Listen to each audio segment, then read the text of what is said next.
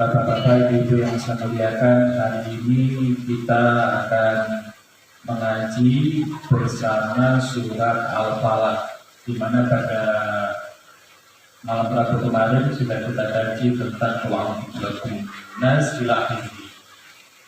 Bismillahirrahmanirrahim. Qul a'udzu birabbil falaq.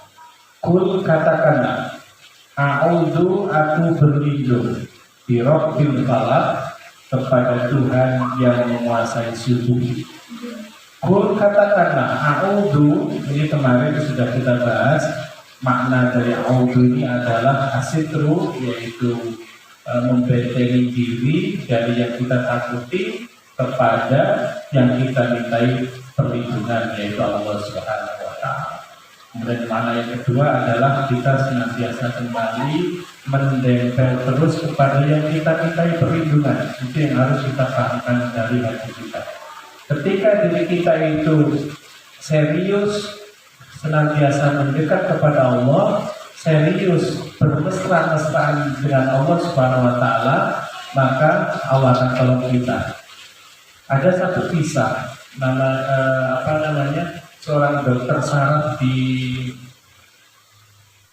Pakistan itu mengadakan perjalanan dan ada acara yang sangat penting. Dia nyata pesawat kecil, kemudian naiklah dia pesawat, kemudian di atas itu tiba-tiba hujan, yang cuaca yang tadinya cerah tiba-tiba hujan, badai menyambar, petir di mana-mana gitu ya, badai petir menyambar sampai pesawatnya itu juga kena petir, sehingga ini sangat membahayakan. Yang akhirnya sang dokter ini menyuruh pilotnya untuk melakukan pendaratan darurat. Akhirnya pesawat kecil ini mendarat darurat di sebuah desa terkecil, bahkan itu malam hari ceritanya. Kemudian karena saking gelap gulitanya, sang dokter mengatakan, siapa yang bisa memperbaiki pesawat? Kami tidak bisa, kita harus menunggu besok siang. Saya harus segera sampai. Kemudian tanya pilotnya, Pak dokter, itu tujuannya kemana? Kan kota ini, kota ini, kota ini. Oh, kalau kayak gitu, kotanya itu tinggal 3 jam lagi. Jadi silakan Pak dokter pakai mobil saja. Akhirnya dokter ini dia charter mobil, kemudian berangkat pakai mobil. Hujan gak ada, tambah deres, banjir, ada tanah yang berlumpur, sehingga macet di situ.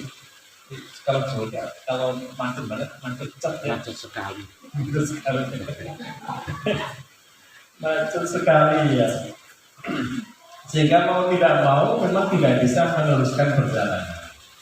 Nah, bingung dia. Kemudian ada lampu kerlap-kerlip di ujung jalan sana, ternyata ada rumah kecil di situ.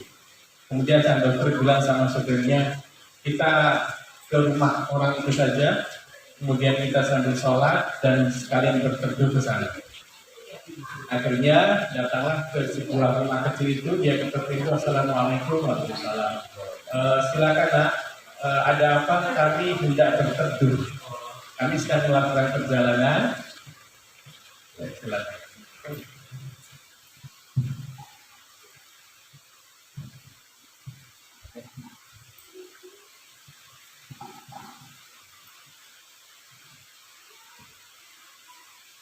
Dan mobil kami mogok. Akhirnya kami ingin numpang sholat. Oh, silakan, di situ ada musola. Di dalam rumah itu ada musola. Kemudian setelah dia sholat, di samping nenek karena wanita ini sudah tua, itu ada anak yang sedang terbaring lemah, sakit sudah lama. Kemudian dokternya pun setelah sholat itu tahu ini ada orang sakit gitu.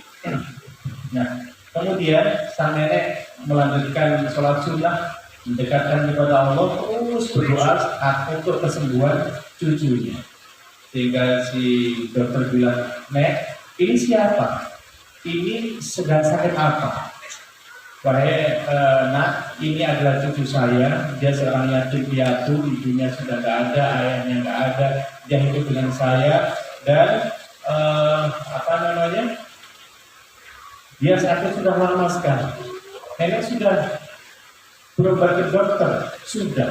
Banyak sekali dokter yang sudah saya temui, sudah mengobati tetapi belum sembuh. Dan kata dokter itu ada satu dokter yang tinggalnya jauh di kota, dan saya sudah konsul ke asistennya untuk menemui dia itu dokter terkenal ini harus 6 bulan. Jadi 6 bulan janjian baru bisa konsultasi atau belum. Jauh sekali. Kemudian sang satu ditanya, "Nek, siapa nama dokter itu?" Dokter itu namanya Ihsan. Nah, ketika mendengar nama Ihsan, ini sang dokternya nangis jadi-jadinya. Ya Allah, Nek, ketahuilah saya adalah dokter Ihsan. Saya ini adalah dokter saraf yang akan menghadiri sebuah acara. Begitu ceritanya.